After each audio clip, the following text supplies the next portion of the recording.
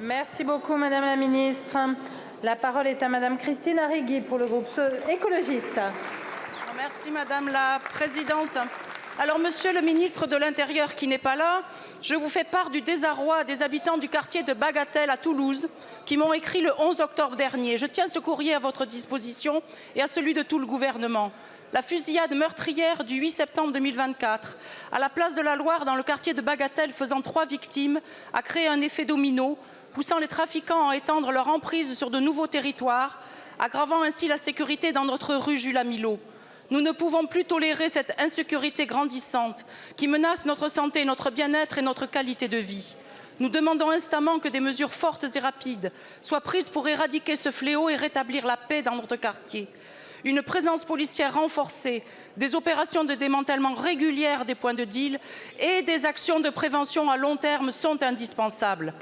Alors, Monsieur le ministre, plutôt qu'à la réponse que vous venez de me faire tout à l'heure, quand comptez-vous élaborer un grand plan national et européen de lutte contre le trafic de drogue, axé sur la traçabilité des revenus criminels et la coordination communautaire? Quand rendrez-vous systématiques les enquêtes patrimoniales pour aller plus loin dans le gel et la saisie des avoirs des trafiquants? Quand consacrerez-vous de vrais moyens à la juridiction nationale de lutte contre la criminalité organisée, la JUNALCO, avant de lancer l'idée d'un énième machin? Quand allez-vous cesser de mettre à genoux la police judiciaire par vos réformes inconséquentes? Quand réimplanterez-vous une véritable police nationale de proximité? Quand mettrez-vous en place une stratégie de réduction de la demande à travers la prévention et la santé publique? Merci beaucoup, ma chère collègue. La parole est à Monsieur Othmane Nasrou, ministre en charge de la citoyenneté.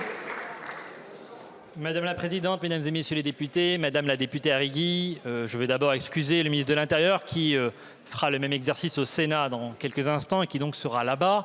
Et en l'occurrence, en son nom, et je peux vous dire que sur ce sujet-là, il a eu l'occasion et d'en parler et de se déplacer dans plusieurs, malheureusement, parties de notre territoire où ces drames ont fait des ravages, où ce narcotrafic a apporté son lot de victimes, comme je le disais tout à l'heure.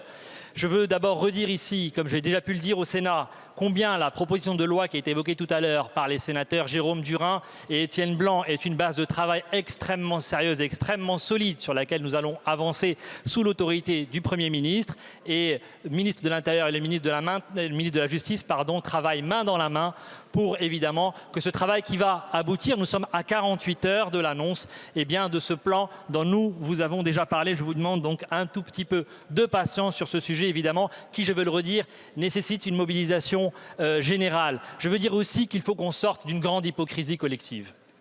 Parce que sur ce sujet-là, il y a un lien, il faut le dire et le redire, direct entre la consommation de drogue et les drames, les violences, les tragédies que vous évoquez, Madame la députée. Il faut le dire, aujourd'hui dans notre pays, acheter de la drogue, c'est armer les trafiquants de drogue.